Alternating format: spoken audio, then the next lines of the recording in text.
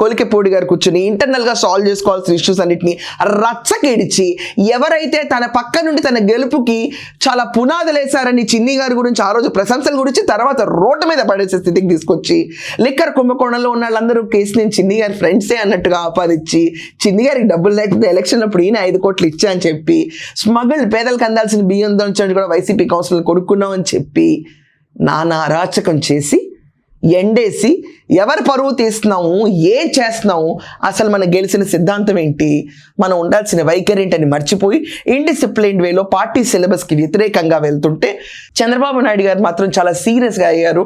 మీరు ఒక్కళ్ళే మీ ఇండివిజువల్ కెపాసిటీతో గెలిచారా లేకపోతే పార్టీ జెండా వెనకమాలు ఉన్న అండతో గెలిచారా అని కూడా చాలా సీరియస్ కమెంట్స్ చేశారు. ఆయన ఇప్పుడు లండన్ నుంచి తిరిగి వచ్చిన తర్వాత యూకే ట్రిప్ కంప్లీట్ అయిన తర్వాత ఆయన ఈ ఇష్యూ పైన కూర్చున్నప్పుడు తప్పెవరిది అనే డిస్కషన్ ఖచ్చితంగా జరుగుతుంది. రైట్ నౌ డిసిప్లినరీ కమిటీ జరుగుతుంది. బట్ దీంట్లో కూడా ఒక ప్లస్ పాయింట్ ఉందండి. టీడీపీ డిసిప్లినరీ కమిటీ అంటే ఏంటంటే ఎవరు పిలుస్తారో కమిటీ సైలెంట్ కూర్చోండి.